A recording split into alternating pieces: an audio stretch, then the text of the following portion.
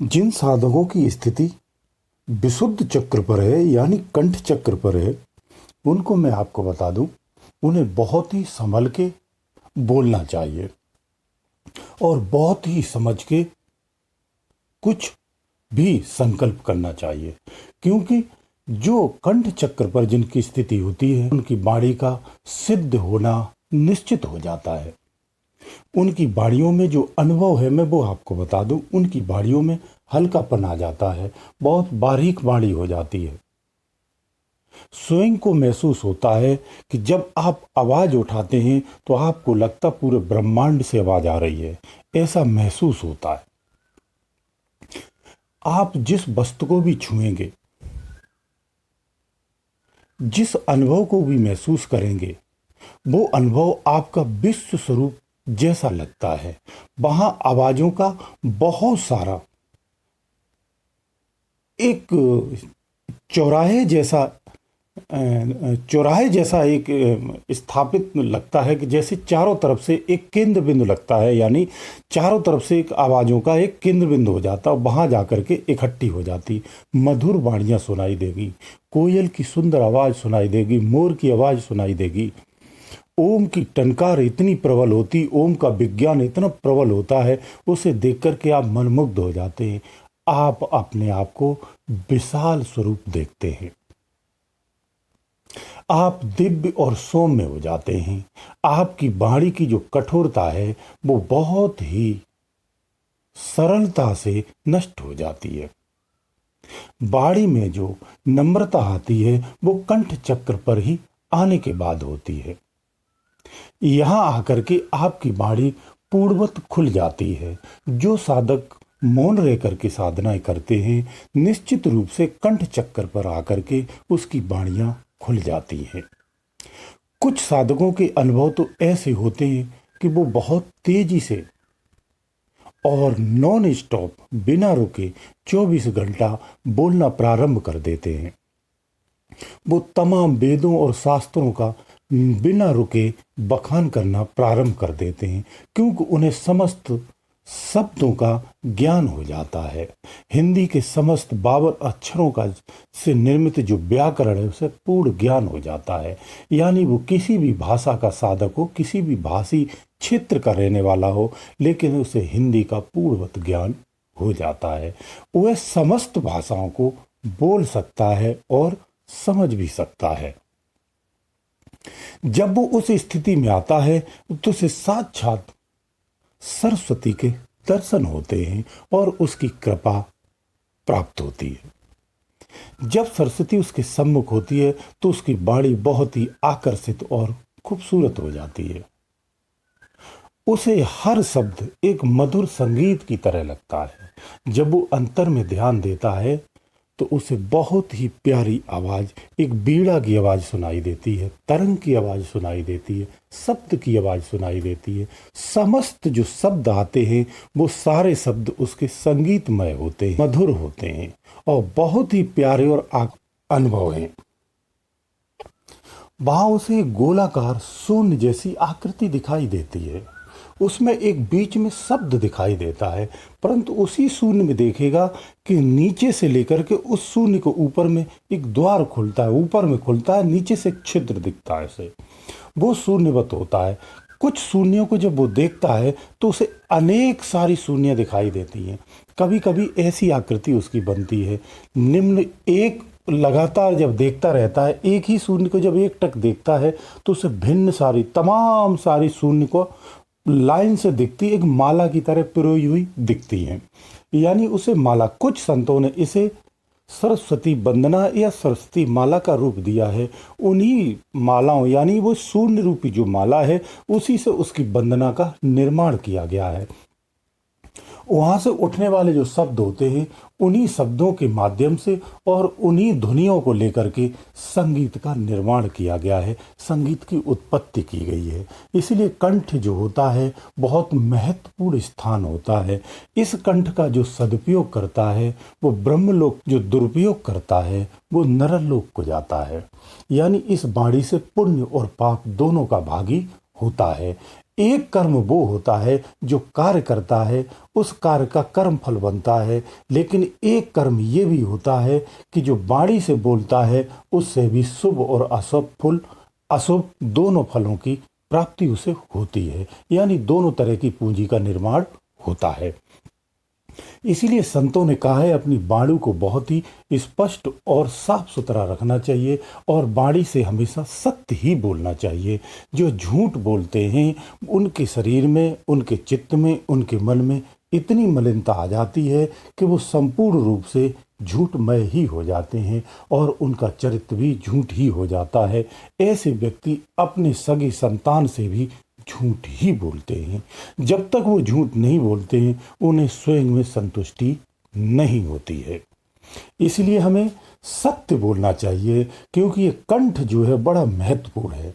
तो मैं साधकों को बता दूं, जो साधक इस स्थान पर आ चुके हैं या जो यहाँ स्थिति अभी उनकी बनी हुई है, इस कंठ से उन्हें कोई भी वचन नहीं बोलना है, यानी अपनी वाणी पे संयम रखना है और ना ही कोई आंतरिक रहस्यों को खोलना है। आंतरिक रहस्यों को खोलने का आपका ये समय कदापि नहीं है। अगर आपने आंतरिक रहस्यों को खोला तो आपको मिलने वाले अनुभव आपसे भिन्न हो जाएंगे और आप भ्रम की स्थिति में फंस जाएंगे। इसलिए आपको अपनी वाणी पे बहुत ही कंट्रोल रखना है। आपके बहस में और आपके शब्दों को कोई काट नहीं सकता, अकाट्य हो जाते हैं। कुछ साधक अपनी साधनाओं से, लोलुपता से जो साधनाएं करते हैं, वो उस कंठ चक्र पर आकर के उस माँ सरस्वती को सिद्ध कर लेते हैं और उस सिद्धि को पाकर के महान विद्वान बन जाते हैं। और फिर वो बड़े बड़े मंचों से बैठ कर के जब वो भाषण देते हैं तो उनके यहाँ करोड़ों की भीड़ इकट्ठी होती है। ऐसे लोलुप्त समाजी जो लोग होते हैं वो इस सिद्धि का दुरुपयोग करते हैं और वर्तमान में भी कर रहे हैं। वो इस सिद्धि को गुप्त रखते हैं, कभी संसार के किसी लोगों को नहीं बताते हैं। उन्हें संसार के सारे ज्ञानों का उपदेश देते हैं। वो उपदेश सही हो या गलत हो उन्हें नहीं मालूम, लेकिन वो उपदेश देते रहते हैं और अपनी मूल सत्ता को नहीं बताते हैं, उसे छुपा कर रखते हैं। यानी कुल मिलाकर के ऐसे विद्वान समस्त जगत में छल का ही कार्य करते हैं। जिन्हें सरस्वती सिद्ध हो जाती है उनकी वाणी भी अकाट्य हो जाती है। इसीलिए कंठ चक्र पर जिन साधकों की स्थिति है, उन्हें इस वाणी का कदापि भी उपयोग नहीं करना है। आपको तो इससे आगे जाना है। इसके बाद जो चक्र पड़ता है वो आज्ञा चक्र पड़ता है, जहां आपके गुरु का स्थान होता है। वैसे कंठ चक्र में भी आपका गुरु आपके सदृश होता है। जब कभी आप ध्यान देंगे तो आपके सदृश से सम्मुख होता है। इस कंठ चक्र से इस आज्ञा चक्र का जो सफर होता है वो गुरु स्वतः से ही करा देता है। यानी आपने मूलाधार चक्र से लेकर के जो साधनाएं की हैं, जो कठिनाई उठाई हैं, अब आपको वो कठिनाई अनहद चक्र से नहीं उठानी होती है। यानी अनहद से कंठ चक्र तक आने में जो परेशानी हुई वो परेशानी आपको आज्ञा चक्र तक नहीं होती है। जब आज्ञा चक्र से हम ऊपर में जाते हैं तब कठिनाई बहुत होती है। यहाँ एक बार आपकी पूरी यात्रा का निरीक्षण किया जाता है, समीक्षा की जाती है और जरा सी भी अगर कोई कमी रह गई है तो आप 10वें द्वार पर नहीं पहुंच पाते हैं, यहीं अटक जाते हैं। और इस सारा निरीक्षण करने के बाद फिर आज्ञा चक्र से जो उठाता है वो गुरु ही उठाता है। यानी आपका जो सतगुरु होता है वो रूह के रूप में आकर के, आप भी जब यथा स्थिति में रूह की अवस्था में होकर के जब ध्यान में चलते हैं तो गुरु आकर के आपको आज्ञा का चक्र से उठा करके सहसार चक्र तक ले जाता है। उसके अलावा संभव नहीं है। इसीलिए जो साधक बिना गुरु की साधना करते, मैं आपको फिजिकली बता रहा हूँ, वो साधक 10वें द्वार तक नहीं पहुंच पाते हैं। 100 में 2 साधक ऐसे होंगे जो 10वें द्वार तक पहुंच जाते हैं। अगर कदाचित वो पहुंच भी जाते हैं तो वो इतने भ्रमित हो जाते हैं कि वो सामान्य व्यक्ति नहीं रहते। उनकी समाज में क्रियाकलाप और दिनचर्या, उनकी जो एक्टिविटी ऐसी होती है कि लोग उन्हें पागल करार भी कहने लगते हैं, या वो सामान्य दिनचर्या उनकी नहीं रहती है। तो इस अवस्था में ऐसी साधना नहीं करना चाहिए, क्योंकि साधनाएं सब सरल होती हैं और सरलता से ही करनी होती हैं। पूर्वत जो ऋषियों मुनियों ने की वो उस समय की व्यवस्था थी। आज की व्यवस्था में ये सब नहीं करना है, हमें सरलता से करना है और एक अनुभवी का सानिध्य लेना है। अनुभवी का सानिध्य नहीं है तो भी अगर आप साधना करते हैं तो बहुत ही धैर्य से और बहुत ही सरलता से करें, तो इससे आपको कोई क्षति नहीं होगी।